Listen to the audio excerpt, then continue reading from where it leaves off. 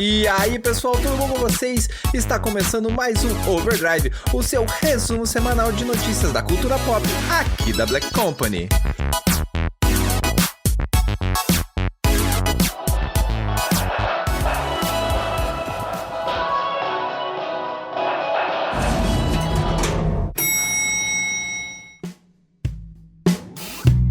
Salve, salve galera aí, como é que vocês estão? Espero que todos bem e espero que sentindo saudades de nós, né? Afinal de contas, acho que pela primeira vez desde que assumimos esse formato do Overdrive, tivemos um hiato aí de uma semana sem o programa. Espero que vocês tenham sentido a nossa falta, mas estamos aqui novamente, firmes e fortes mais uma vez, para trazer para vocês o melhor da cultura pop ao longo desta última semana. E hoje eu estou aqui na bancada com ele, nosso queridíssimo e já conhecidíssimo João. E aí, João, como é que você tá? Tudo bom?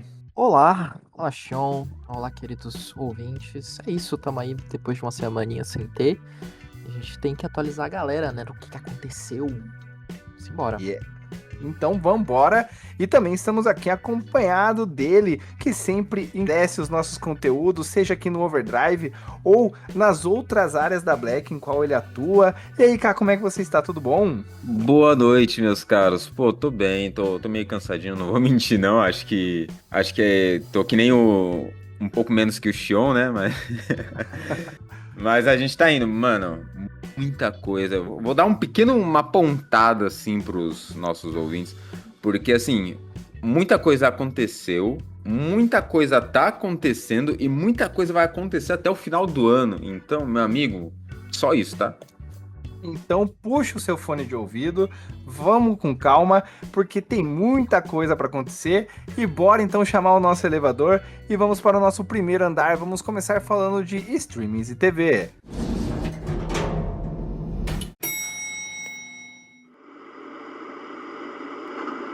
E vamos abrir aqui com V de Vingança.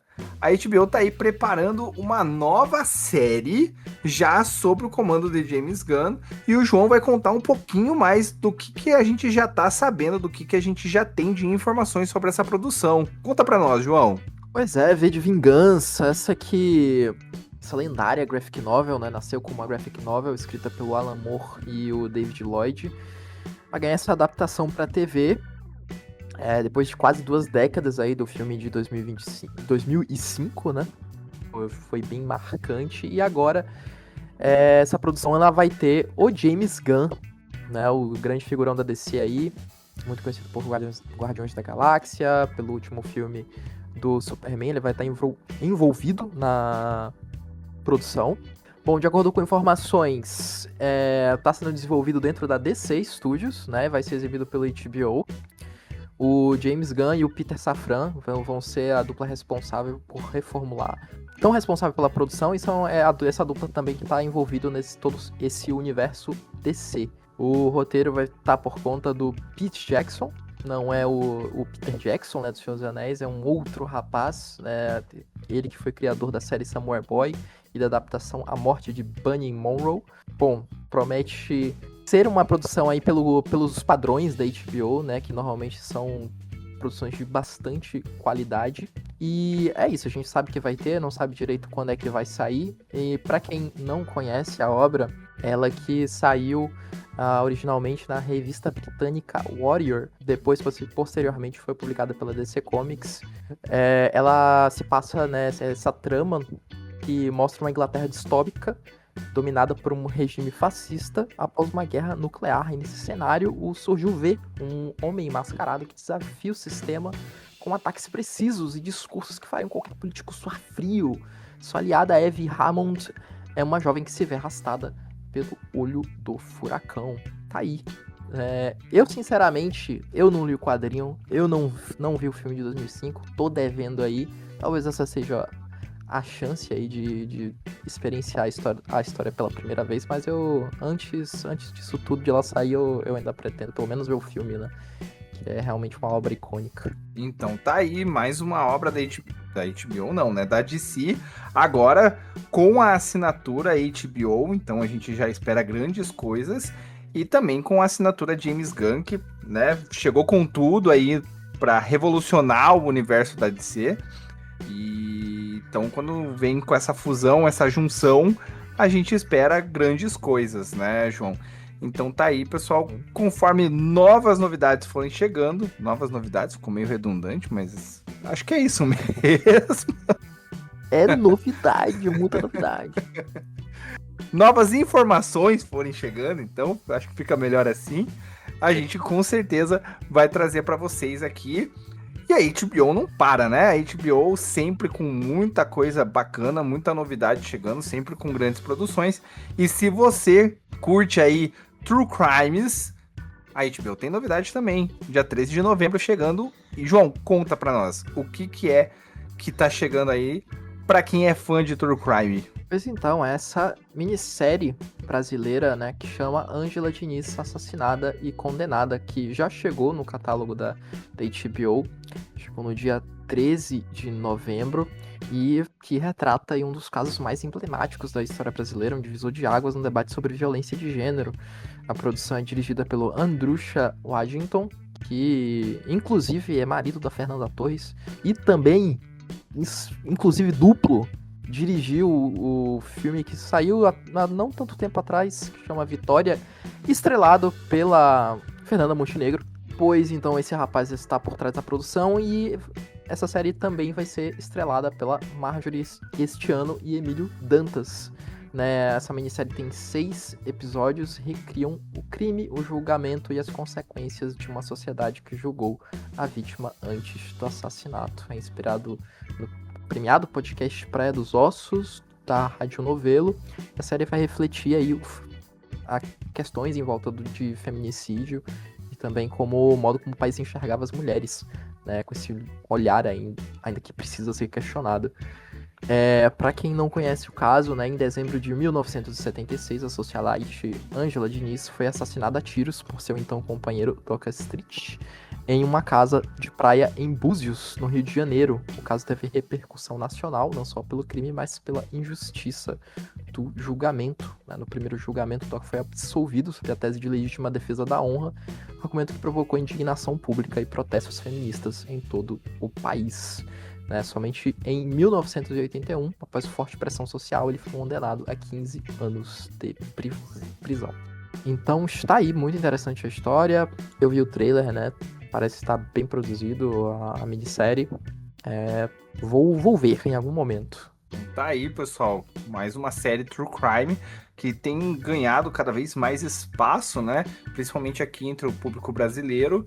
Então, Ângela Diniz, assassinada e condenada, chegando agora. Na verdade, já chegou, né? Dia 13 de novembro na HBO aí. Na verdade, Max, né?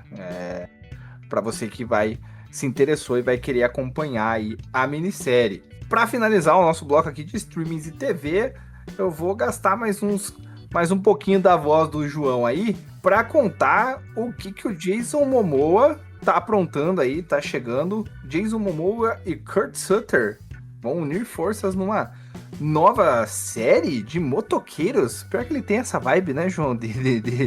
De motoqueiro aí, né? E o que é que eles estão produzindo aí, vão trazer juntos para nós, João? Então, realmente, o Jason Momoa, ele é uma pessoa que realmente já gosta dessa cultura de bike, de motocicleta.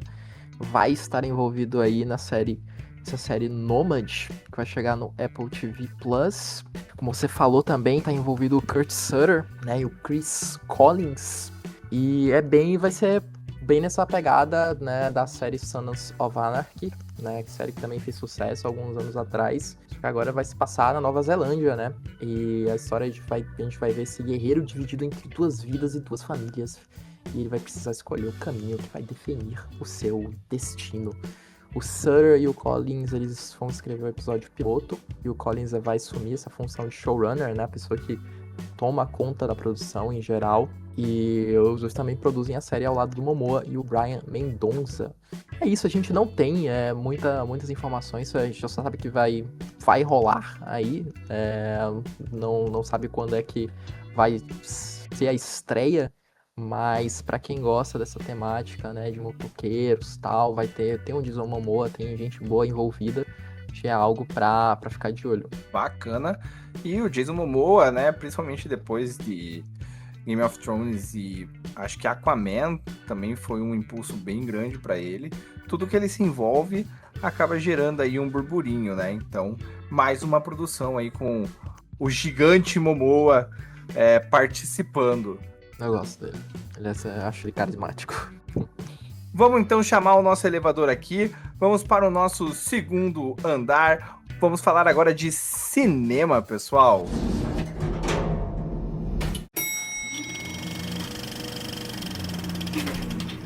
E para começar então o nosso bloco de cinema, a gente acabou de falar, né, de burburinho, de comoção, e a gente já trouxe, inclusive, né, informações sobre esse filme, que quando saíram aí as primeiras imagens, a internet ficou em êxtase com essa produção, e o K vai contar um pouquinho mais para nós, porque ganhou um trailer agora, O Diabo Veste Prada 2. Cá, o que você tem aí pra falar sobre esse trailer que chegou? Meu amigo, eu só queria dizer que eu vou usar, eu não acredito que mas enfim, Brasil, I'm devastated, mas, cara, eu nem imaginava que eles iam lançar esse teaser barra trailer agora, já começando com, mano, o mesmo local, né, obviamente, até porque é a continuação, mas o mesmo local onde foi o primeiro filme, onde foi a empresa, né, que a Andy, que é o papel da Anne Hathaway, trabalhou, vai estar trabalhando do mesmo jeito, só que agora numa visão diferente. No começo do primeiro filme, né, a gente tem lá o comecinho, que é a Meryl Streep andando, né, pelos corredores ali, até chegar ao famoso elevador da empresa, da revista, da Runway. E agora a gente começa com o andar da Anne Hathaway ali, e aí até o encontro das duas, o famoso encontro, também no elevador dessa vez. Mano, eu fiquei... como o Xion falou, grande parte da internet ficou chocada, o pessoal de moda, de música, de cinema, todo mundo, porque, pô, pelo amor de Deus, cara, um filme que você traz mais de 20 anos depois, né? O primeiro acho que saiu em 2005 ou 2006, e ele vai voltar pelo menos com grande parte do elenco original, né? Meryl Streep, a Anne Hathaway, Emily Blunt, também nós vamos ter o nosso famoso Stanley Tucci, que é o Nigel, que é parceiro das duas, né, tanto da Anne quanto da Meryl Streep. Vamos ter também uma atriz, Simone Ashley, que ela fez parte de Bridgerton, e a Lucy Liu também, algo inesperado, e para os fãs, né, de todos os lugares. Também teremos a Lady Gaga como participação especial desse filme. Eu acho que vai ser participação especial. Cara, vai ser realmente uma continuação. Eles vão puxar a história, vai ter ligação, vai tudo se encaixar ali, né? E só que nessa parte a gente vai ter algumas mudanças, que a carreira da Miranda, que interpretada pela Meryl Streep, ela vai entrar no seu declínio, vai entrar no seu baixo ali, e vai ter força para enfrentar a Emily, que é a Emily Blunt, né, no seu papel, que ela que vai estar em alta agora. Será que a gente vai ver papéis se invertendo ou não, talvez, não sei, né, pelo peso da personagem Miranda no primeiro filme. E também a Andy ali, mais uma vez, jogada aos leões no meio, jogada às feras, e eles precisam de ajuda urgentemente, e vamos ver o que vai acontecer nesse segundo filme, que inclusive tá programado para estrear no dia 1º de maio de 2026, que não tá tão longe se você pensar que dezembro já é mês que vem, né? 1º de maio tá logo aí. E é isso, quebrando a internet mais uma vez. Então... É mais um filme aí que eu não vi. Não vi o primeiro. Sei que a galera gosta bastante, mas não conheço, de fato. Bom, o primeiro Diabo Veste Prada foi um marco, né? Tanto para Meryl Streep quanto principalmente para Anne Hathaway. Tanto que ele é contemplado até hoje, né? A produção. Tanto que quando começaram os rumores dessa continuação, a internet ficou empolvorosa, né, com essa possibilidade. O pessoal ainda achava que era mentira, que não sei o que e tal, porque, né, fica aquele negócio de boato, boato vem, Até que as atrizes realmente começaram a falar sobre. E agora com esse teaser aí, todas essas informações que o K trouxe, movimenta ainda mais com essa possibilidade de tantas participações, né, como Lucy Liu e principalmente Lady Gaga, que acho que hoje não tem nomes assim tão poderosos quanto você no mundo do entretenimento de uma maneira geral, não só da música, mas de uma maneira geral, né? Quanto Lady Gaga, a potência que essa mulher tem, né? Então, a possibilidade dela estar, né, fazer uma participação no filme também movimenta bastante o pessoal e a gente fica aí mais ansioso ainda para ver mais que chegue logo a data de lançamento de O Diabo Veste Prada 2. E você, que tá nos escutando, tá ansioso para Diabo Veste Prada 2? Conta pra gente aqui nos comentários do nosso programa. E para continuar aqui o nosso bloco de cinema, é claro que a gente não pode passar a semana sem trazer informações sobre cinema nacional. E quem melhor para falar sobre cinema nacional que tá sempre aqui batendo a carteirinha, fazendo vocês entenderem de uma vez por todas que é preciso valorizar o cinema nacional, o entretenimento o audiovisual nacional, do que ele, João. João, o que você trouxe para nós de novidade aí para essa semana em relação às produções brasileiras, João? Bom, eu vim contar que vai sair aí no fim do mês, dia 27 de novembro, o filme A Mãe Fora da Caixa, uma comédia estrelada pela Mia Mello e o Danton Mello. Bom, é um filme dirigido pela Manu Fontes, inspirado no best-seller homônimo da Thaís Vilarinho, e é uma produção da Morena Filmes com distribuição da Mais Galeria. Bom, na trama, a gente tem a Mia Mello, ela interpreta a Manu, uma mulher que sempre manteve tudo sob controle, o trabalho, a casa, o tempo, mas a chegada da primeira filha vira seu mundo de cabeça para baixo, levando a enfrentar noites sem dormir, inseguranças e uma jornada de autodescoberta. Entre o caos e o amor, a Manu encontra uma nova forma de viver, imperfeita, mas genuína. E ao seu lado está o André, um homem leve e apaixonado pela família que encara a paternidade como uma mistura de encantamento e susto. Então, é isso, vai ser uma comédia envolvendo aí maternidade, paternidade, né? Parece bem, já tem um trailer para quem quiser conferir, parece bem maneira, parece bem legal. E vai sair aí no fim do mês, dia 27. Então, estão avisados aí. Então tá aí, já bem pertinho, chegando, mais uma produção nacional. Realmente eu tô vendo aqui, parece ser bem bacana. Então fica aí o convite para vocês já irem acompanhando aí as informações, as novidades. E quando chegar o lançamento, Mãe Fora da Caixa, pessoal, dia 27 de novembro, né, João? Exato. E agora, pessoal, as duas próximas notícias que nós vamos dar aqui no nosso bloco de cinema são coisas que mexem demais com o coração deste jovem ancião que vos fala. Este jovem ancião que apresenta este programa aqui para vocês, junto com essa bancada maravilhosa. Um deles porque tem um personagem de um jogo que, desde da minha infância, me acompanha. Foi um dos primeiros jogos, um dos primeiros personagens que eu controlei no mundo dos games.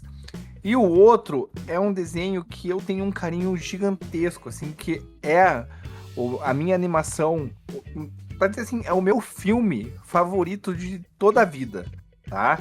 Então agora, vocês me perdoem se eu começar a me empolgar e ficar muito emocionado na hora de falar, mas eu vou passar aqui pro João para ele começar a dar a notícia e depois vocês me perdoem se eu me empolgar, tá? Mas João, primeiro vamos falar dessa animação que tá chegando, né?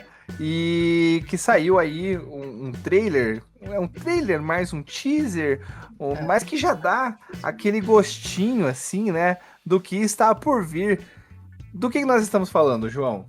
Bom, primeiramente a gente vai falar desse teaser que saiu de Toy Story 5, né? Mais um filme para essa grande franquia aí que Tem bastante tempo, acho que o primeiro filme é de 95, né? Algo assim. 95 ou 96? Então, por aí, meio dos anos 90. E esse novo filme vai chegar nos cinemas no dia 19 de junho de 2026, então ainda tem um tempinho aí. Vai trazer os atores originais, né, de voz, o Tom Hanks como Woody, Tim Allen como Buzz Lightyear, John Cusack como Jesse, Tony Hale como o Forky. E, bom, a gente vai ter uma personagem nova, né? Que foi apresentada nesse teaser, que vai ser interpretada pela Greta Lee, de Vidas Passadas, e vai ser essa personagem a Lily Pad, que é um tablet, né, moderno. A gente vê no teaser, engraçado, né, que vem essa caixa filmada assim como uma coisa meio enigmática, os personagens estão meio apavorados, assim, meu Deus, é um brinquedo novo, uma coisa, aquela coisa, e quando abre esse tablet, então parece que vai ser um tema aí, a tecnologia versus, né, os brinquedos mais convencionais, né, mais antigos, analógicos. Me parece que vai ser esse o tema central aí do filme. E basicamente é isso. A Bonnie, né, a personagem que foi apresentada lá no Toy Story 4, agora vai ter 8 anos. E vai ter essa chegada desse novo brinquedo, de certa forma, né? Basicamente é isso. O diretor vai ser o Andrew Stanton, que já dirigiu Procurando Nemo, o Wall-E, e a co-diretora vai ser a Kenna Harris. É isso. Mais uma história aí pra essa grande franquia. O que você acha, Chão? Quais foram suas impressões com esse teaser? Bom, eu já estava meio por dentro do tema, né, desse novo filme. Confesso que eu não esperava que fôssemos ter um Toy Story 5, mas também eu não esperava que fôssemos ter um Toy Story 4 depois da forma como finalizou o 3, né? Mas o teaser, ele é bem... Ele passa uma vibe assim meio... Chegou o terror dos brinquedos, né? E inclusive ele coloca, né? O fim da era dos brinquedos acabou. Então vai colocar bastante, parece que vai bater bastante nessa questão de uso de telas, a tecnologia na mão das crianças. Vamos ver como é que eles vão abordar isso, porque... dependendo da forma como eles trabalharem, isso é um tema bem polêmico, né, em relação à forma como os pais usam essas tecnologias para distrair as crianças e, às vezes, não ter que lidar com certas situações, né? Vamos ver como é que eles vão utilizar isso. Vai trazer de novo personagens incríveis que marcaram a minha infância, a infância da geração que veio depois de mim. Vai trazer a Bonnie de novo, que está nos acompanhando desde Toy Story 3 e foi a protagonista de uma das cenas mais emocionantes da minha vida como fã de Toy Story, porque o final de Toy Story 3 foi um negócio que me pegou assim muito. Eu confesso, vou confessar aqui que chorei ao final de Toy Story 3, chorei ao final de Toy Story 4, não ao final, mas imaginando que o Woody iria abandonar o grupo. Então, Toy Story mexe com o meu emocional, mesmo depois dos 30. Tô ansioso, eu sempre gosto, assim, porque Toy Story, inclusive, eu vou trazer uma situação aqui. Eu lembro que uma vez eu estava concorrendo a um avanço de cargo, né, dentro de uma empresa que eu trabalhava. Eu era atendente de telemarketing e abriram vagas para um cargo de supervisor. E eu lembro que em uma das dinâmicas que a gente tinha que fazer com o pessoal do RH, a gente tinha que escolher um personagem e explicar o porquê que a gente escolheu aquele personagem. E eu lembro que eu escolhi o Woody. Porque para mim o Woody era um exemplo tanto de lealdade quanto liderança, né? E eu trago muito, assim, essas coisas que eu, quando criança, admirava muito em Toy Story. Vendo o Woody, vendo o Buzz. Além de tudo isso, um dos maiores dubladores, assim, que eu considero, assim, um ícone da dublagem. Eu tenho dois grandes nomes, assim, que eu considero na dublagem, que são o Wendell Bezerra, porque, cara, eu sou fã de Dragon Ball, então eu não tenho como não citar o Wendell com seu "Oi, eu sou o Goku", tão marcante, e Guilherme Briggs. E Cara, o Briggs é simplesmente um monstro dublando Buzz Lightyear. E foi ali no Toy Story, Dragon Ball e Cavaleiros do Zodíaco que eu comecei, né? Essa minha vida geek, nerdola, digamos assim. Então, cara, Toy Story é um negócio que carrega muitas emoções pra mim. Então, tô ansioso, quero ver o que eles vão trazer dessa vez, porque realmente sempre ele traz alguma carga emocional, alguma coisa assim que te pega, né? Um tema que te deixa meio, putz, reflexivo. Então vamos ver o que eles vão trazer dessa vez. E pra gente continuar aqui, né, já que nós estamos falando de nostalgia, personagens icônicos, temos aí também mais um personagem que sai do mundo dos games mais uma vez e retorna às telonas. A sua última produção foi um sucesso, né? Acho que não tiveram ressalvas entre os fãs. E nós estamos falando do nosso queridíssimo encanador bigodudo italiano, Mario. E que agora vem para uma aventura ainda mais ampla e que a galera, só pelo trailer que saiu, já tá em êxtase, né, João? Isso!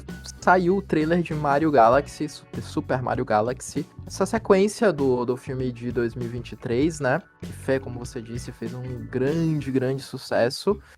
O filme ele já tinha sido anunciado há pouco tempo, né? Pela própria Nintendo, em um evento, e agora recebeu seu primeiro trailer, que tá muito bonito, tá muito... Acho que o padrão da qualidade de animação que eles já tinham no primeiro filme, acho que eles trazem pra esse novo.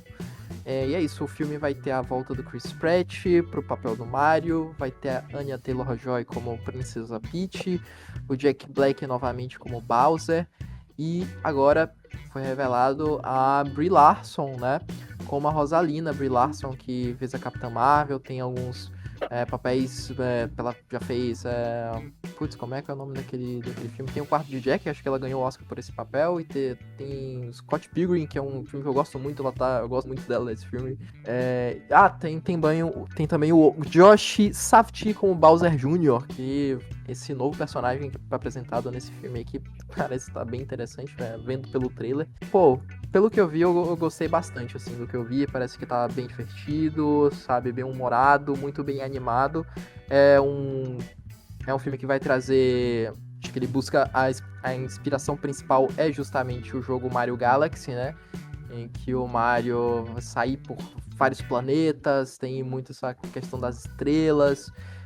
que ele pega. Acho que tem muitas ideias interessantes no jogo que dá pra aproveitar bastante no filme. Tô empolgado. Gostei do que eu vi. O filme, ele... Pera aí, vai sair em algum momento de 2026. Aparentemente é isso. Então é isso. Super Mario Galaxy, novo trailer. Vamos conferir que tá bem massa, tá bem bonito. Aí, bacana. E você, cara?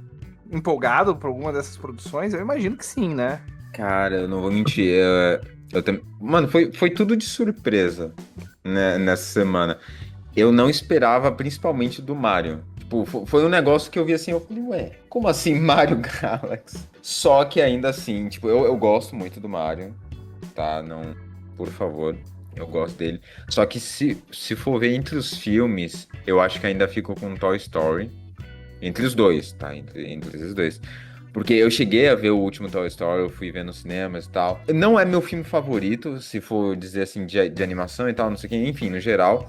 Mas ele também pega um negócio de conforto, assim, que nem você tava falando, Sean. Tipo, dá aquele negócio assim, pô, você tá vendo filme, você tá ali tranquilão e tal. Tudo bem que ele vai abordar um tema, né, mais assim, né, mais atual, digamos. Tava até... demorando um pouco pra ele abordar esse tema. Mas é isso, eu acredito que entre esses dois eu fico com Toy Story, do mais aguardado. Porém, o que eu fiquei mais, não diria chocado, mas impressionado assim do anúncio foi o Mario Galaxy. Então tá aí, pessoal. Muitas emoções, muita informação que eu vi aqui. Vai sair no início de abril de 2026. Aqui eu tô vendo informações conflitantes. Tem lugar que indica dia 2, Tem lugar que indica dia 3, mas no inicinho de abril vai chegar o filme. Só pra deixar essa informação. Show de bola. Já vou comemorar meu aniversário numa sessão de Super Mario Galaxy. Então, bora seguir aqui, pessoal. Vamos chamar o nosso elevador. Já que nós estamos falando sobre personagens icônicos de games, vamos para o nosso próximo andar e vamos falar de games. E vamos começar aqui passando a palavra para o K, que vai contar aí novidades sobre o lançamento de Dispatch, e que parece que foi muito bem recepcionado pela crítica, né, K? Foi. Mano, outra coisa que, mano, se teve surpresa no cinema, agora temos surpresa também nos jogos, porque foi literalmente aquele jogo que não prometeu nada e tá entregando tudo. Tipo, a maioria do pessoal que eu já vi alguns amigos, inclusive, jogando e tal. Mano, todo mundo que tá jogando, todo mundo que tá participando, que tá vendo de alguma forma, tá com... Sabe, tipo, ninguém esperava por um jogo desse jeito. Tipo, claro, ele não é um anúncio que... Não foi um lançamento, na verdade. Que ninguém... ninguém sabia, ninguém... Sabe, não tinha nenhuma notícia sobre... O pessoal já tinha noção, algumas ideias de como ele seria. Mas o jeito que ele veio... só para contextualizar aí o pessoal, Dispatch tá disponível, acho que para PC e outras plataformas, mas para PC principalmente na Steam, tá? E o formato dele funciona... É um jogo que conta uma história, só que é aquela história que...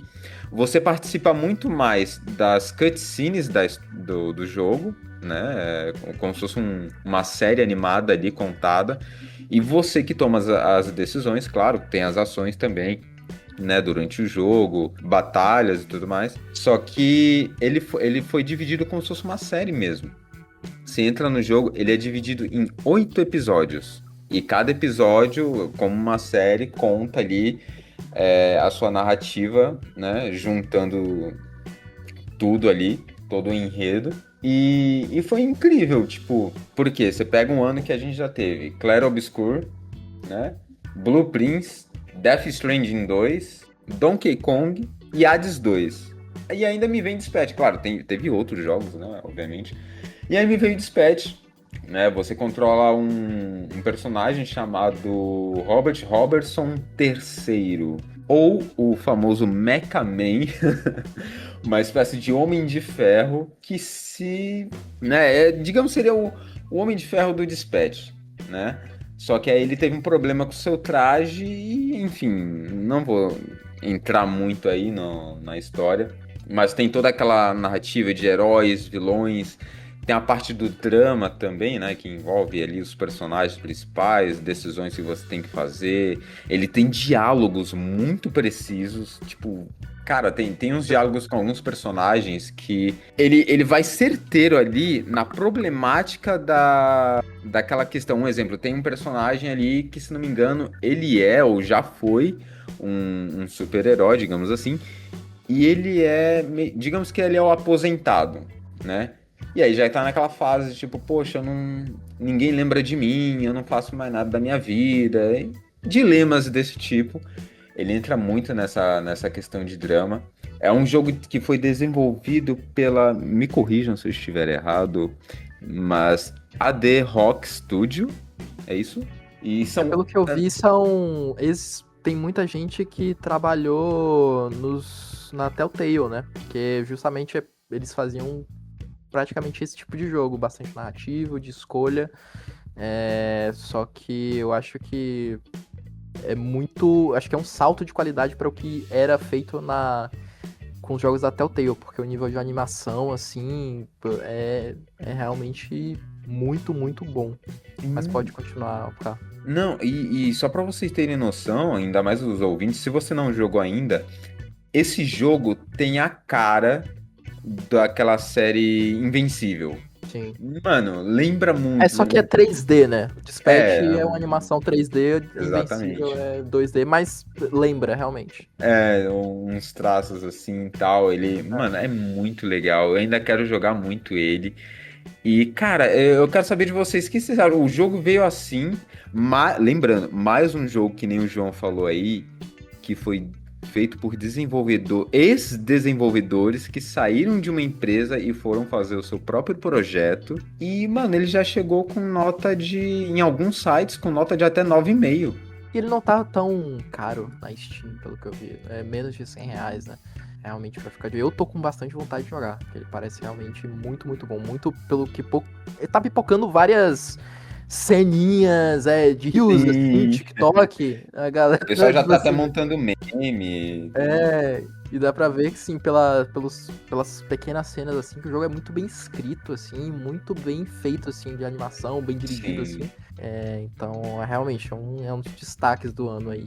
E é mais um jogo aí que a gente pode considerar um jogo indie, né? Que, de novo, atrai a atenção do público, traz uma novidade, traz um frescor pro mundo dos games, e isso tem ficado a cargo de jogos de produtoras menores, né? De jogos indies, como o próprio K citou ali, Clair Obscur, daí a gente vem com Silksong, agora esse clamor, né, por Dispatch, e aquilo, são jogos com preços acessíveis, com narrativas, gameplays interessantes, e que mostram mais uma vez que, muito além das grandes produções de gráficos absurdos e coisas desse tipo, o pessoal quer entretenimento, quer jogar, quer se divertir, quer coisas de qualidade, independente, né, de como venha ou de onde venha. E acho que ainda não sei o que está acontecendo nas grandes desenvolvedoras, que eles ainda não perceberam isso, né? Então, realmente, eu não joguei ainda, né? Mas já vi bastante gente comentando e fazendo aí essa aclamação a Dispatch.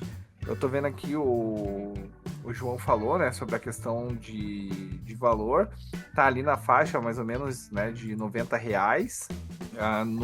Na PS Store, que eu tô dando uma olhadinha aqui agora, tá R$ 108,50, para ser mais exato, a edição digital de luxo, ou deluxe, né, se você for mais chique.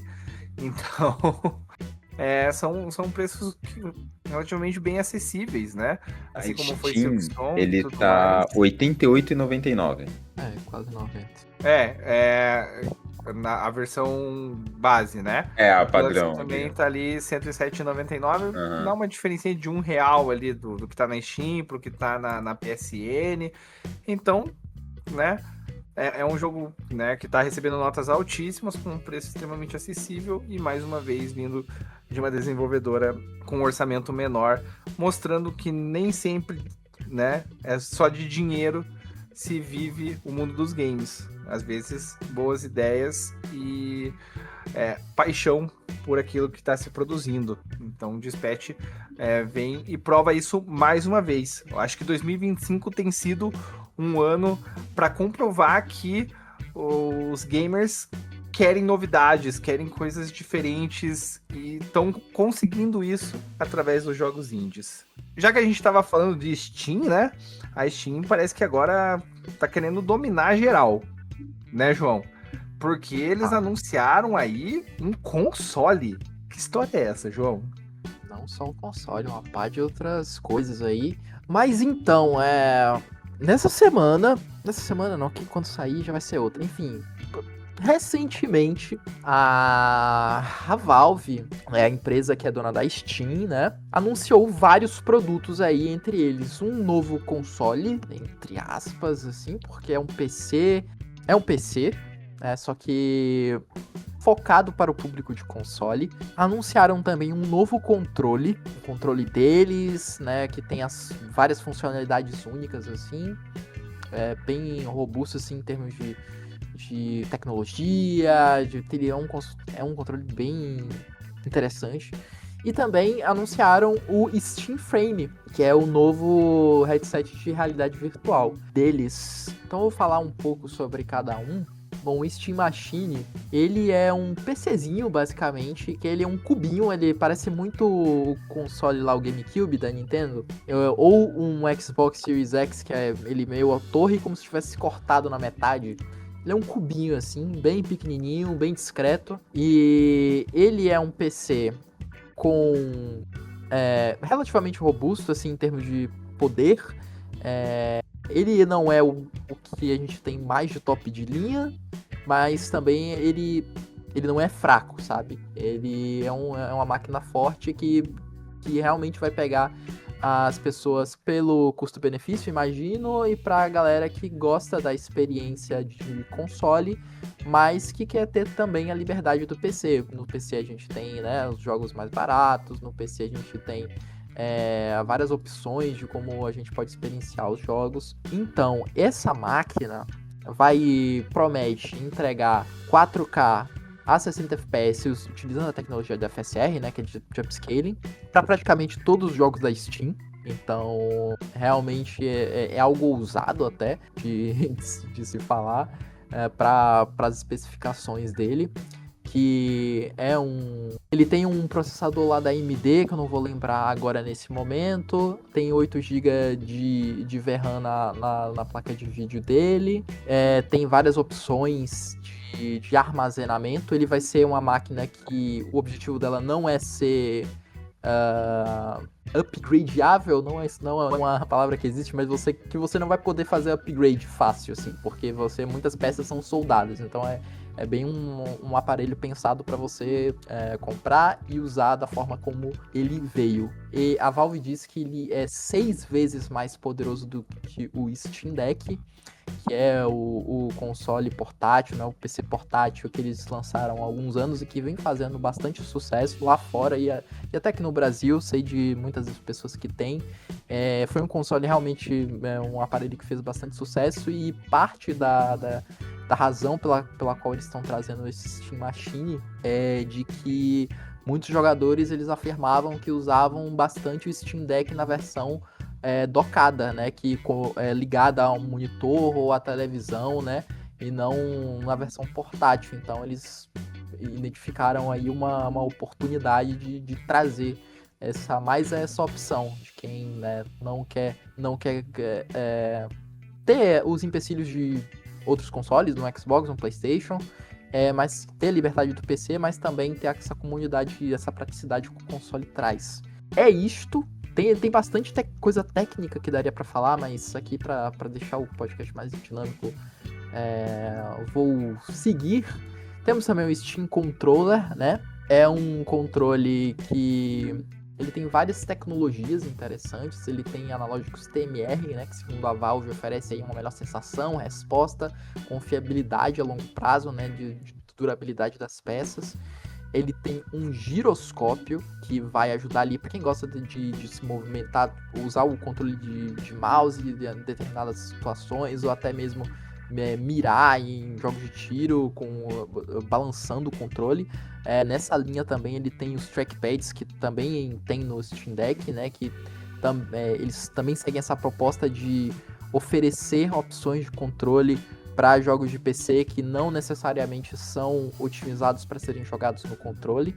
Então ele tem ele busca otimizar essas coisas, né? E para isso ele também tem esses botões extras, né? 4 botões extras que ficam ali atrás do controle. Ele vai vir com um transmissor sem fio que vai possibilitar jogar numa latência bem baixa, né? De 8 milissegundos. E você vai poder conectar até 4 joysticks desses ao mesmo tempo. Promete aí 35 horas de autonomia, que é bastante tempo, né? É isto de Steam Controller. Eu acho que isso são as principais informações. Ele parece, à primeira vista, eu achei ele muito grande, porque ele tem esses trackpads do Steam Deck, que ele deixa ele muito maior na parte de baixo, né? Aí eu achei, putz, talvez não ficou tão elegante, mas aí depois eu olhando mais, ele começou a me pegar mais, eu comecei a achar ele mais charmoso. É um controle que vai ser compatível basicamente com tudo que é PC. Você não é um controle que você só vai usar no Steam Machine, né? Você pode usar no seu PC desktop, no seu laptop. Não sei se tem alguma compatibilidade com console, com algum dos consoles, Xbox, PlayStation, mas para PC, imagino que até para celular ele deva ser compatível. E também tivemos o Steam Frame, né? Que é esse novo headset de realidade virtual. Ele tem um processador, ele basicamente ele é um PC também. Ele vai eu não falei, né? O Steam Machine vai rodar o SteamOS, que é o sistema operacional da Steam, que tem base em Linux, né?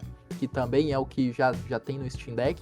A mesma coisa, esse mesmo sistema estará no Steam Frame.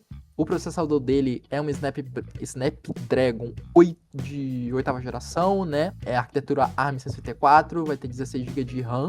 É isso, ele é um headset que ele pode funcionar sozinho, né? Sem precisar você conectar num computador, algum outro dispositivo, mas que também uma das coisas que a Valve divulgou bastante, falou da possibilidade de você poder transmitir seus jogos de outros dispositivos, do seu PC, do Steam Machine, do próprio Steam Deck, no seu headset de realidade virtual, porque vai ter coisas que ele não vai suportar assim para rodar nativamente, né, jogos mais pesados, porque basicamente esse processador dele é basicamente celular, né, então jogos mais leves, menos exigentes ele vai conseguir jogar, mas vai ter coisas que só mesmo transmitindo, e eles têm várias tecnologias que vão possibilitar que isso seja feito de forma bem fluida, né?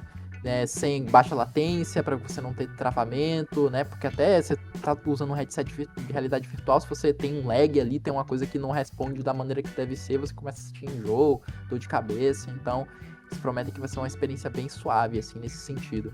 A tela dele cada lente ali, para cada olho vai ter uma tela de 2K, com atualização de 72 a 144 Hz. E, muito interessante. A gente não tem data de lançamento para nenhum desses produtos. Só se sabe que vai chegar no início de 2026. E a gente não sabe preço, né? Para nenhuma dessas coisas, que é algo realmente importante para saber se realmente vai valer a pena, né?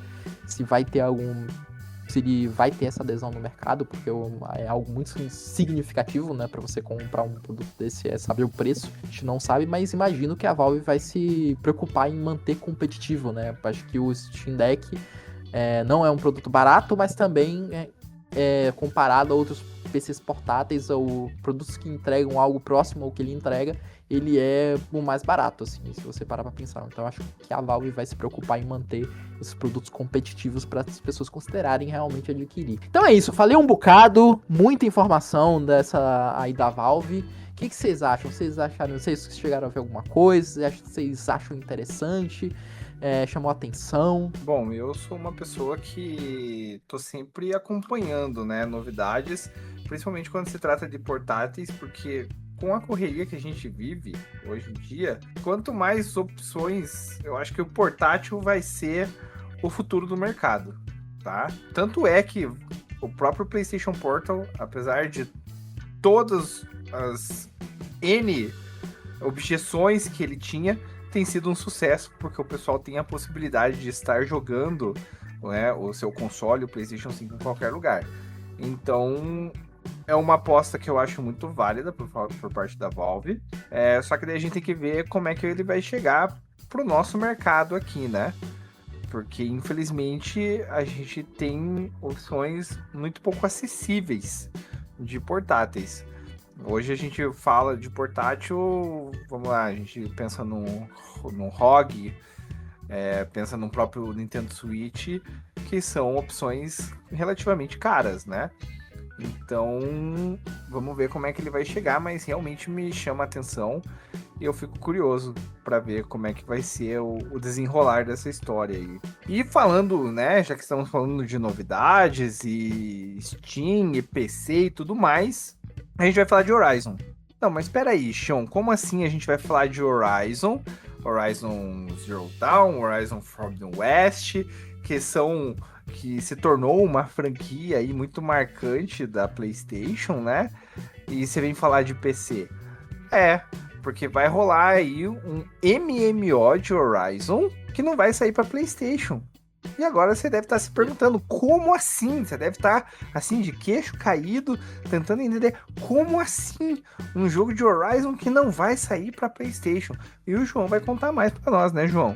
Exatamente, foi anunciado aí o Horizon New Frontiers, que vai ser um MMO RPG, tá? E que o foco dele de plataforma não vai ser nem o PC, vai ser mobile. E que, pelo que eu vi aqui, ele vai também ter uma versão para PC, mas imagino que muito baseado nessa versão do mobile. E vai ser desenvolvido pela NC Soft, uma empresa sul-coreana. Já tá nesse processo de desenvolvimento, foi mostrado um trailer de conceito, basicamente muito do visual que a gente já tá acostumado do Horizon, né, dos jogos que já foram lançados, e também teve aparentemente várias cenas de gameplay. E no vídeo que eles divulgam consta como imagens de pré-alpha, né, uma versão bem mais preliminar do jogo, mas que, assim, ou eles estão mentindo pra gente sobre o que eles estão mostrando, ou realmente já tá bem polido, porque tava bonito, pelo que eu vi. Até me levanto o questionamento, assim, eu achei bem bonito pra uma coisa que vai sair no mobile, assim. Ele vai na linha de realmente os cenários muito bem povoados, assim, muito bem feitos, os personagens mais voltados pro fotorrealismo, assim. Eu achei bastante bonito o que foi mostrado. E bom, pelo que foi mostrado, vai ser essa questão de você ter vários jogadores nesse mapa, né, do Horizon. Ele me deu uma vibe muito de Monster Hunter, sendo bem sincero, que os jogos originais de Horizon você usa principalmente arco e flecha, né? Você tem o ataque até melee, mas acho que o foco da gameplay ali, do combate com as máquinas, é o arco e flecha. Só que nessas imagens que eles mostraram, foi revelado muito combate corpo a corpo, assim, de espadões, assim, bem parecidos com o que a gente acha no Monster Hunter. Então eu acho que esse combate melee deve ser mais elaborado, assim, do que é os jogos do PlayStation. A gente vai ter que esperar pra ver eles revelarem mais coisas, né? Acho que não tem previsão de lançamento ainda. E tem trailer lá, tem um trailer de conceito, tem um trailer que os devs falam mais sobre o jogo, o processo de desenvolvimento, como surgiu a ideia. Achei interessante, gostei do que eu vi, tá muito bonito. Só fiquei na dúvida, fiquei ressabiado, assim, como é que isso aí vai rodar num celular, velho. Vai ter que ser um celular, um tablet, algo bem potente, porque achei bastante bonito, bastante robusto o que foi mostrado. Sim, eu fiquei bem surpreso. Quando a primeira notícia que eu vi sobre a produção, sobre esse jogo, os caras colocaram, assim, na manchete, Horizon, só que não para PlayStation, e sim para PC. Então eles focaram muito na questão de computador. Só que daí quando eu abri a notícia e vi que ele também vai rodar em dispositivos móveis, eu fiquei tipo, cara, isso aí vai ter que ser tipo nos celulares zica mesmo, tipo iPhone 16 pra cima, que foi que eles anunciaram, vai rodar Resident Evil 4 Remake. Vai ter que ser num troço daí pra frente, né? Porque o que foi apresentado, assim, visualmente falando, né, em relação a gráficos, se eles realmente entregarem o que eles mostraram, meu Deus, vai pegar fogo nos celulares do pessoal. De repente, você vai estar ali com o celular na mão, já deixa o extintor do lado e já põe o áudio do Faustão. Tá pegando fogo, bicho, ô louco, meu. É isso, porque vai fritar sua cara. Já faz um churrasco, faz um churrasco no celular, assim, põe o celular encostado em cima de uma mesa, assim, aí na parte de baixo você põe um bife, já frita ele junto, assim.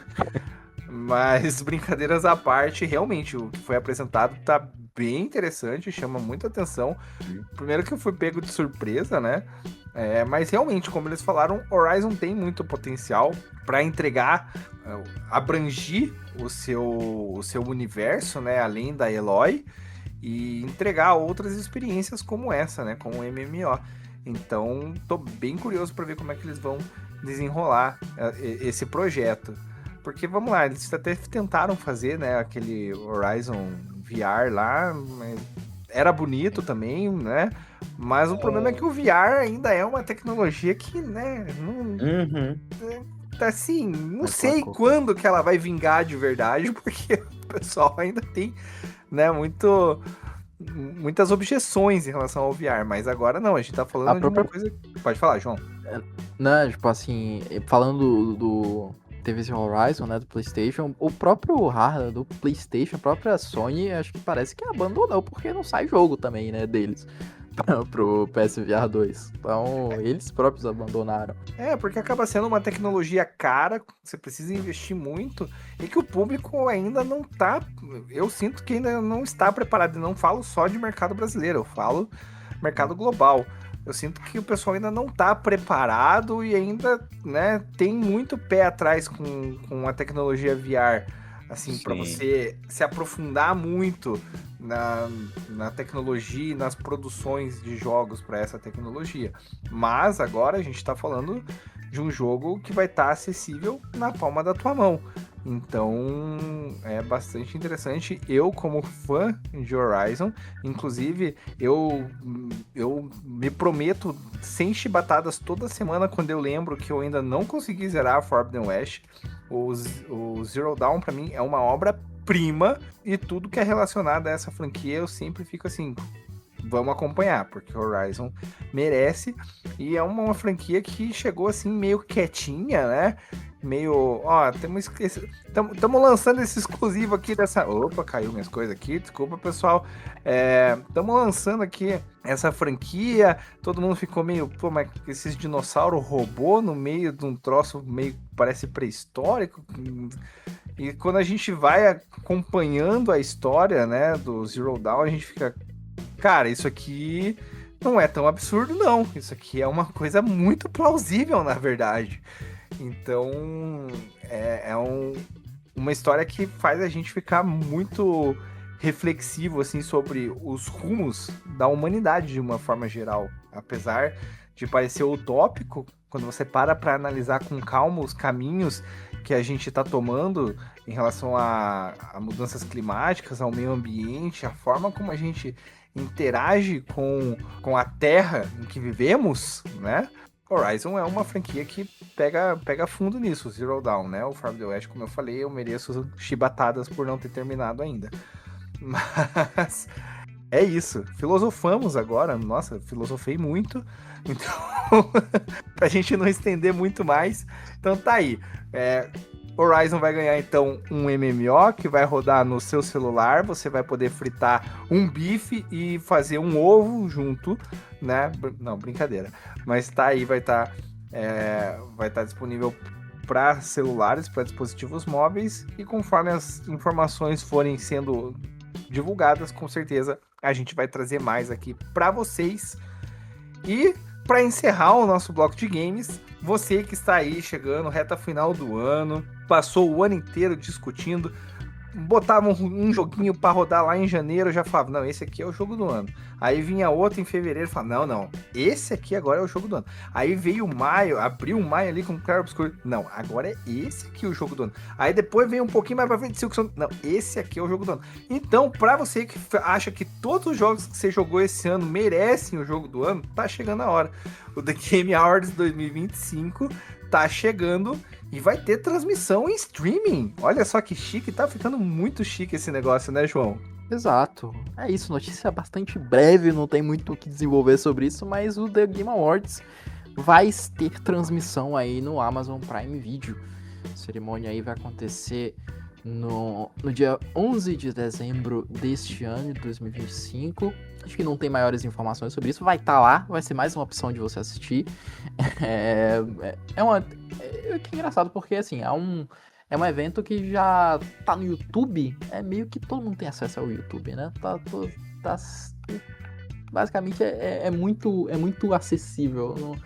Eu não sei o que vai agregar estar no Prime Video, mas vai estar no Prime Video. Se você gosta muito do ecossistema Prime Video, você vai poder assistir por lá. Mas é isso, a gente não tem ainda os indicados do Game Awards. Vai sair até informação recente. O Geoff Keighley falou que os indicados vão ser divulgados na segunda-feira, dia 17, dia em que este episódio vai ao ar, né? Então pode ser que você que esteja ouvindo aqui Overdrive, quando sair esse podcast, já vai estar sabendo quais são os indicados. Mas é isso, até lá é muita especulação, é muito nome, é muita coisa, é muito jogo na briga aí, né? E veremos até lá o que vai acontecer. Suas apostas, João, para jogo do ano. Quero polêmicas já. Acho que não tem muito pra onde correr. Pra mim, tá entre Silksong e Expedition 33. Não tem nenhum outro jogo que... Talvez eu vi muita gente falando bem do Hades 2, que tá um absurdo, que tá muito bom. Talvez aí esse já entre pra briga, assim. Mas eu não consigo ver nenhum outro jogo fora desses aí brigando por jogo do ano. E entre os dois? Você achou que ia ficar em cima do muro mesmo? Então. Porque eu joguei. Desses aí, dos que devem entrar, eu joguei o Silk. Tô terminando o Silksong, né? E joguei o Clair Obscur Expedition 33. São 2 jogos fantásticos, incríveis, absurdos, mano. É muito difícil escolher entre os dois, velho. Se você fosse um jurado do The Game Awards e tivesse que escolher entre Clair Obscur e Silksong, qual seria o seu voto nesse momento, João? Cara, é difícil, porque assim, eu gosto muito de ir pelo lado de narrativas, né? Tipo, eu acho um pouco sem graça você, esse jogo é bom, ruim, e eu gosto de, além de você avaliar a qualidade do jogo, você avaliar a qualidade da narrativa que ele traz, não a narrativa do jogo em si, mas do estúdio, do contexto em que ele foi lançado.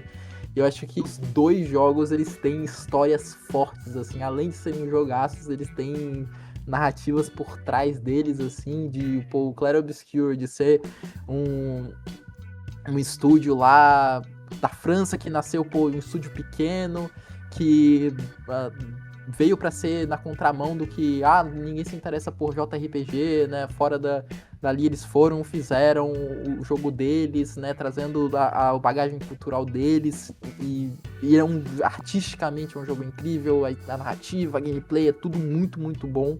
E o Silksong é a mesma coisa, tipo, eu gosto muito da mensagem que ele traz de tipo, véi, a gente ficou 7 anos fazendo o jogo que a gente queria, a gente não tinha empresa, a gente não tinha grande... colocando pressão pra gente rushar o jogo e entregar de qualquer jeito. A gente fez o jogo no nosso ritmo e entregou um dos melhores jogos do ano.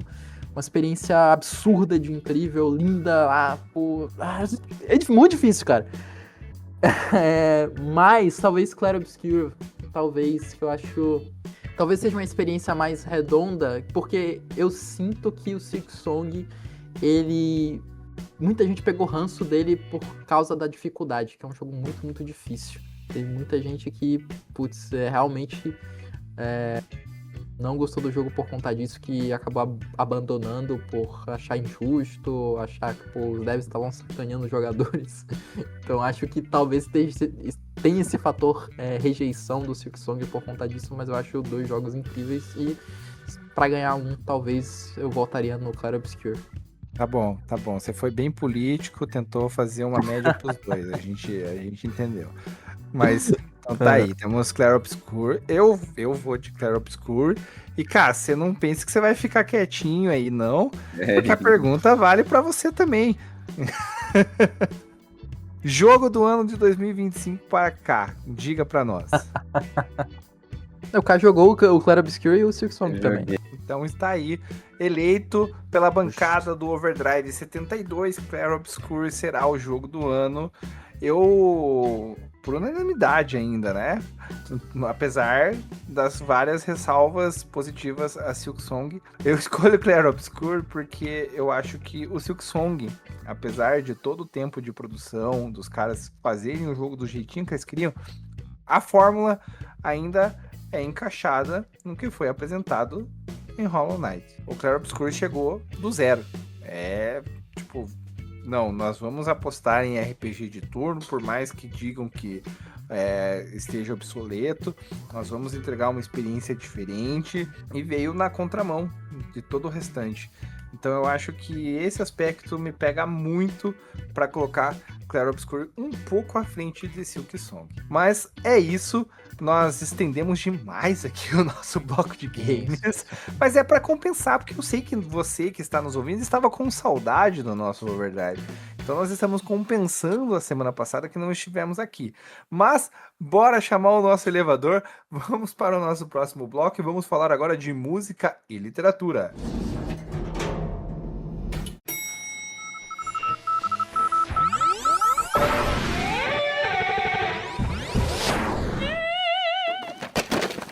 E para começar o nosso bloco de música e literatura, João vai contar para nós aí que tá aberta as votações para uma baita de uma premiação, né, João? E sim, o que é que tá chegando aí que vai eleger aí pro mundo da literatura? Pois então, vai ter o Goodreads Choice Awards 2025. Essa aqui é uma das maiores premiações aí de livros internacionais. São mais de 100 obras que vão concorrer a 15 categorias diferentes. E a eleição vai acontecer sob voto popular ainda nesse mês de dezembro. Né? Os participantes eles precisam ter seus livros publicados nos Estados Unidos e na língua inglesa também, sendo incluídas as obras traduzidas de outros idiomas e relançamentos.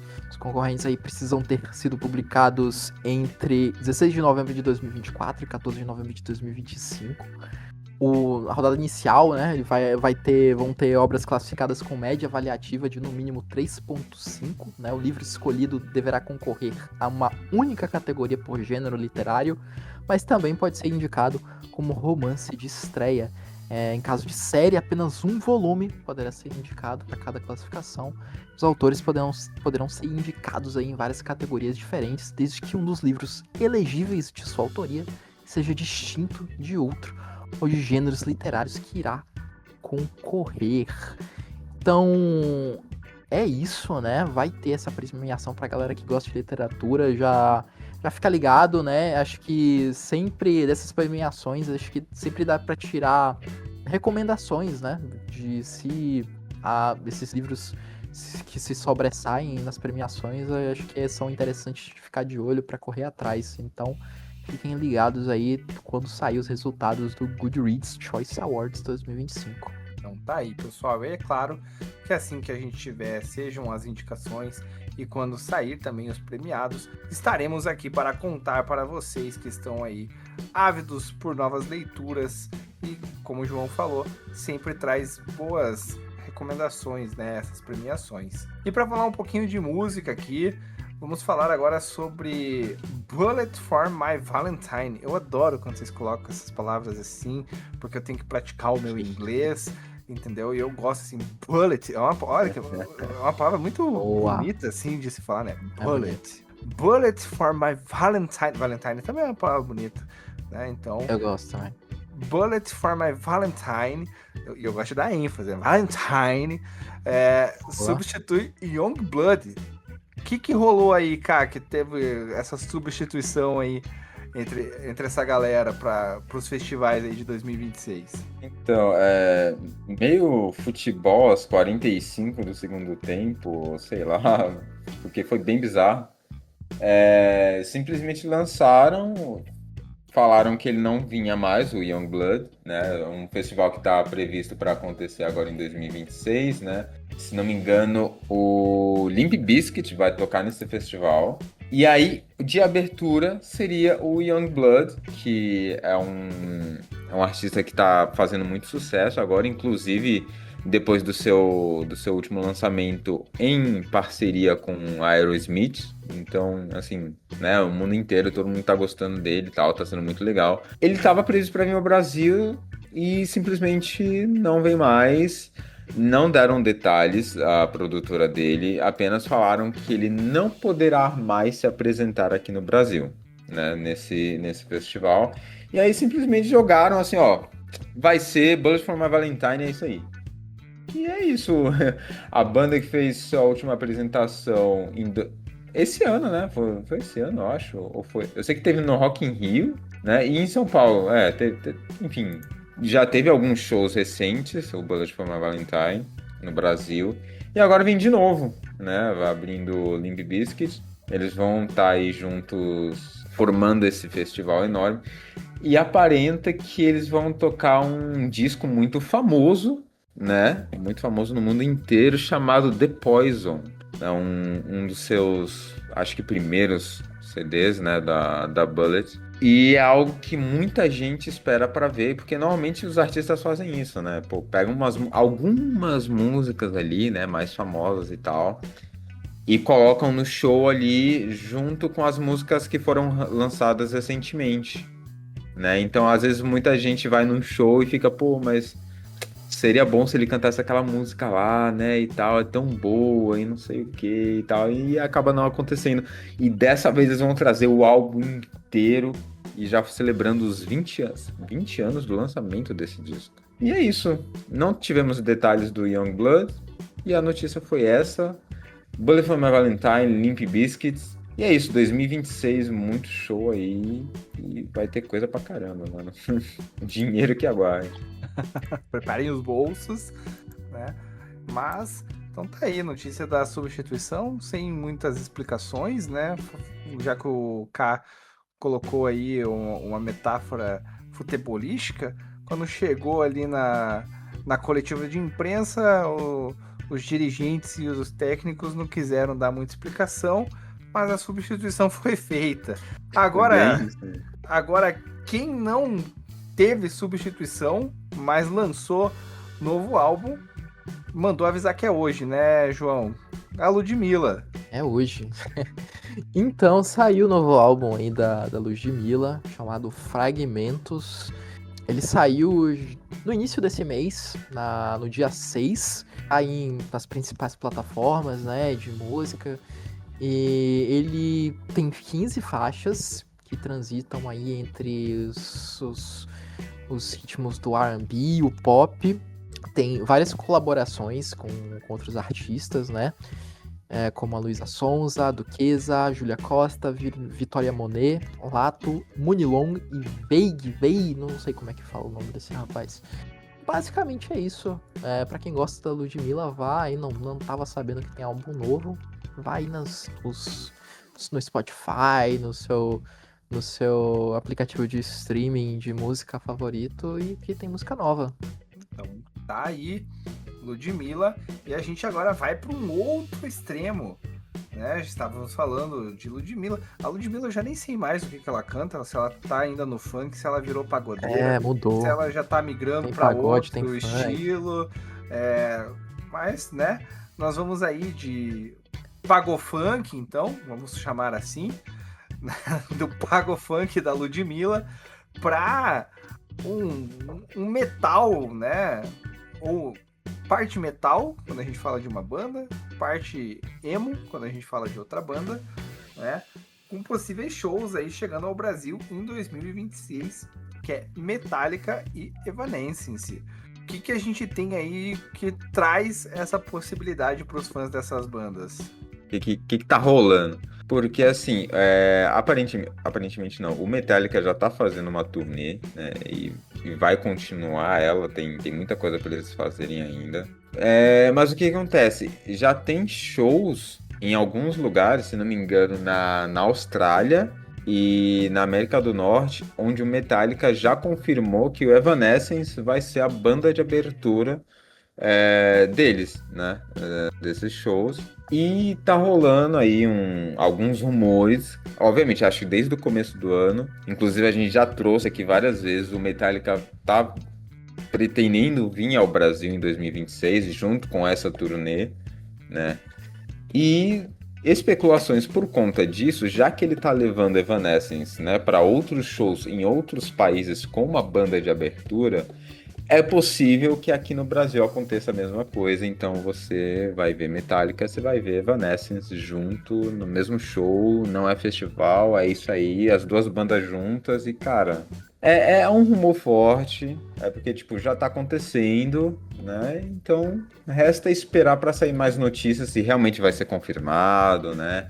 Esperar aí com calma pra ver, mas que acho que vai ser muito aguardado isso daí. Então tá aí. Eu confesso que sempre que eu falo Metallica, eu já fico assim meio atento. Curto muito o som da banda. Evanescence me traz muito gostinho de adolescência, assim, né? Minha fase. Acho que todos nós tivemos, dos nascidos nos anos 90, não sei se é o caso de vocês dois, mas do início dos anos 90 ali, que era adolescente em meados dos anos 2000, Evanescence traz muito, né, esse gostinho de adolescência, então traz boas lembranças também. Quer dizer, pode ser que não sejam boas, mas pelo menos nostálgicas pro pessoal. Mas então a gente fica aí na expectativa, né, de novidades e de, quem sabe, eles estejam aqui em solos tupiniquins em 2026. E pra galera da música, hoje foi um bloco bem animado, né? Normalmente a gente faz uma versão pocket aqui do nosso bloco de música e literatura, mas hoje tá animado, bastante coisa pra galera aí que curte um som. Bom, pessoal, e antes da gente encerrar aqui o nosso bloco de música e literatura, para você que estava ansioso, meu querido otaku, Vitória está chegando aí com as novidades sobre o mundo oriental de animes e mangás. Conta pra nós, Vitória, o que você trouxe essa semana? Fala pessoal do Overdrive, tudo bem? Eu sou Vitória Melerk, aquela que discute animes, mangás, dá sugestões, tudo no universo otaku. Na semana passada eu indiquei um mangá, né, que foi o Old Boy, e dessa semana eu resolvi indicar 2 animes. O primeiro é um clássico que já é um consolidado, né, que é Boku no Hero. Pessoal, nunca pensei na minha vida que eu indicaria Boku no Hero. Eu admito não ser muito fã da obra, acho que ela tem grandes erros. Entretanto, todavia, essa última temporada nos surpreendeu. A animação tá belíssima, ela tá se encaminhando muito bem, as lutas estão muito boas. E a história finalmente resolveu escolher o seu protagonista verdadeiro, que deveria ter sido desde o início, mas eles insistiam com Midoriya, que é ninguém menos que o nosso querido Bakugou. Ele finalmente teve o destaque merecido, roubou a cena, tirou todo o protagonismo do Midoriya nesses últimos episódios. Ele tá perfeito. O arco dele de redenção, de superação, de volta, tá tudo muito incrível em torno do Bakugo. Então, finalmente, Boku no Hero escolheu bem seu protagonista, deixando o cansativo e chatinho Midoriya de lado. E agora a minha outra indicação é um anime mais light, que se chama To Your Eternity, que é uma história diferente. A gente vai acompanhando um ser imortal que ao longo das temporadas foi passando por diversos obstáculos.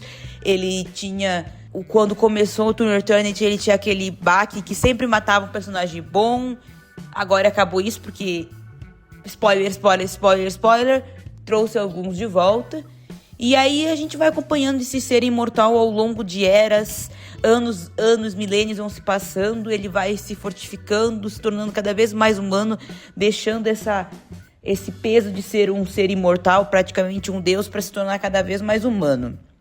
Até que nessa última temporada, ele finalmente chega nos tempos atuais. Então a gente tá com uma história onde se passa em uma sociedade extremamente parecida com a nossa, tem suas peculiaridades, mas ainda é os tempos modernos. Então a gente tá vendo esse contraste dele nesse diferente, tudo que ele já viveu. Então, 2 animes aí pra vocês passarem o final de semana, com suas temporadas que estão estreando ainda nessa temporada. Então, qualquer indicação, só responder, falar com a gente. E lembrando que sempre agora tem Estação Sakuga também. E vejo vocês na próxima semana. E bora então chamar o nosso elevador mais uma vez. Vamos para o nosso bloco de indicações da bancada.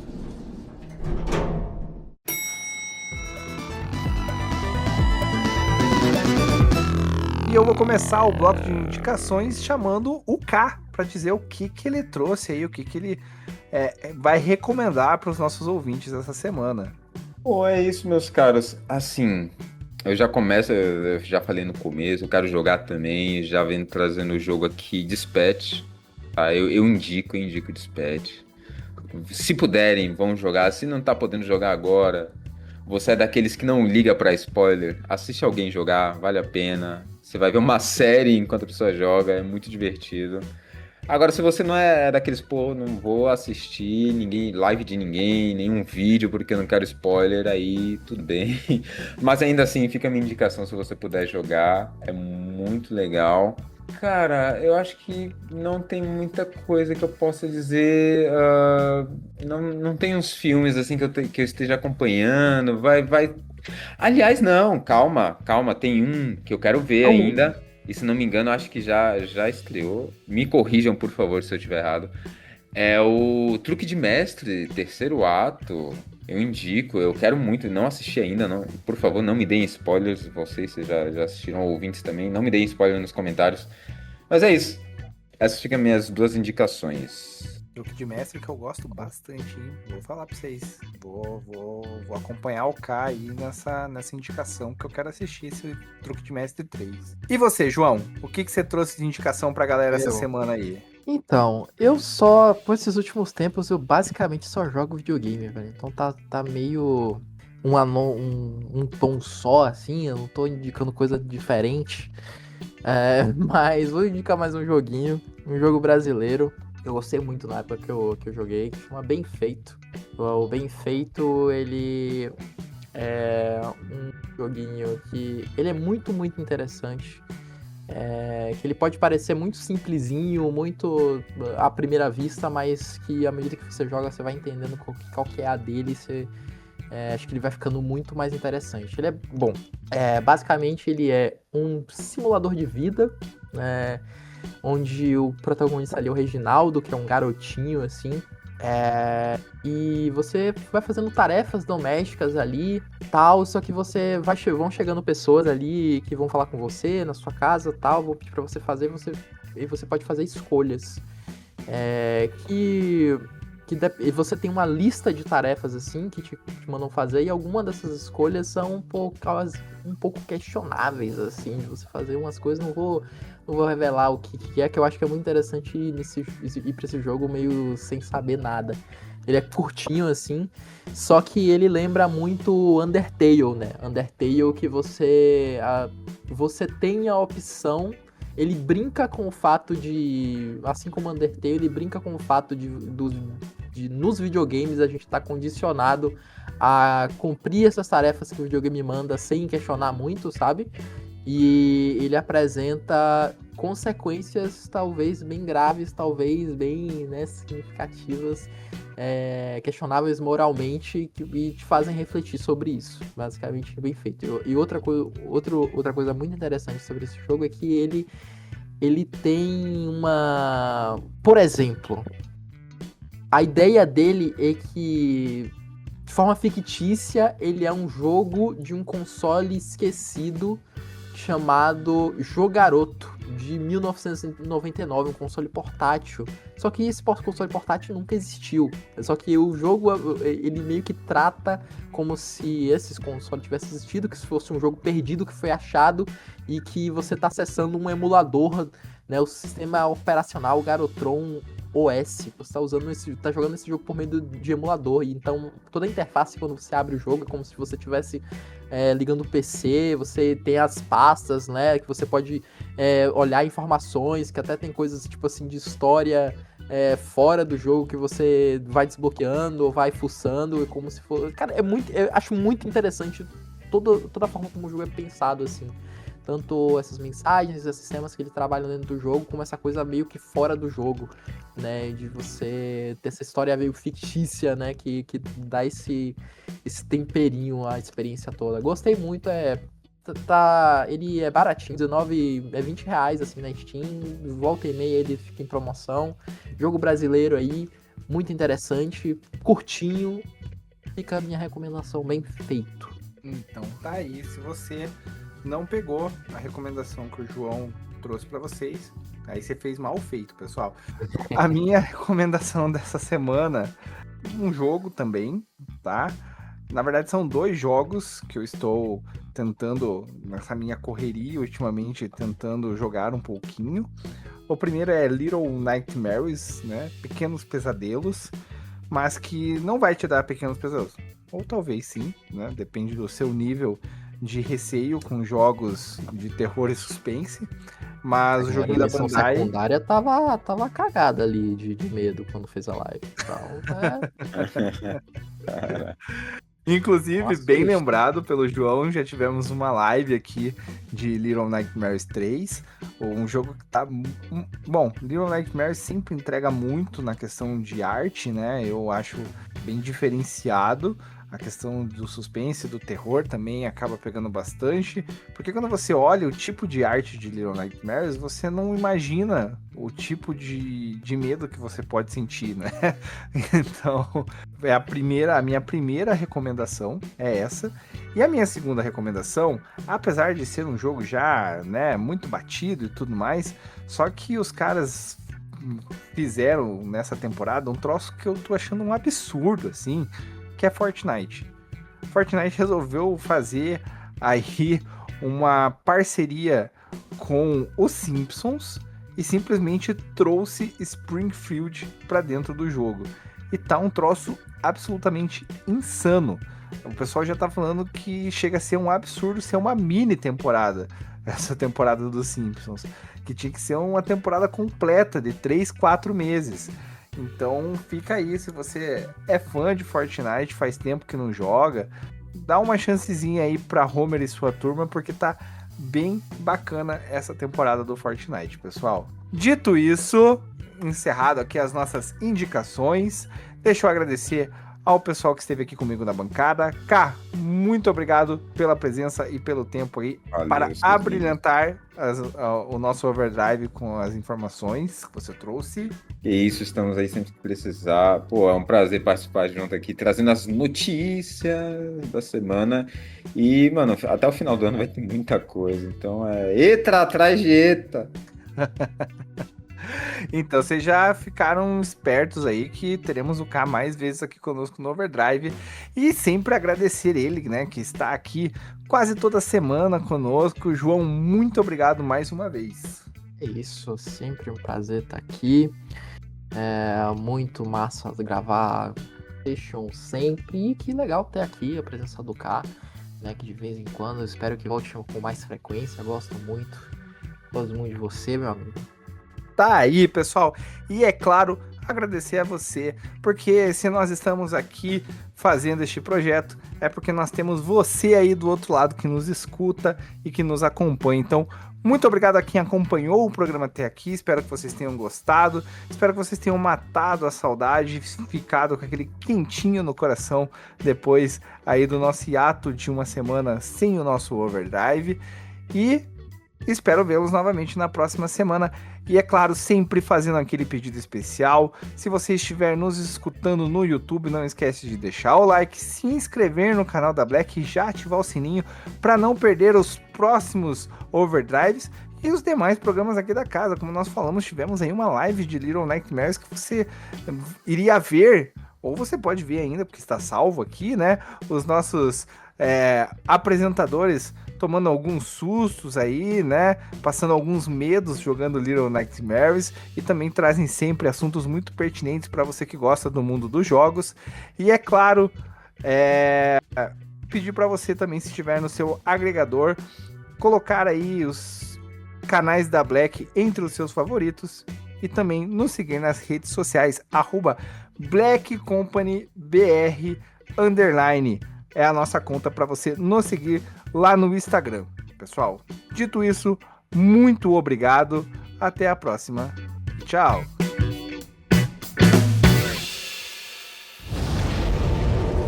Senhoras, senhores e mortos-vivos de todo o Brasil, este podcast foi editado por Seu Inácio.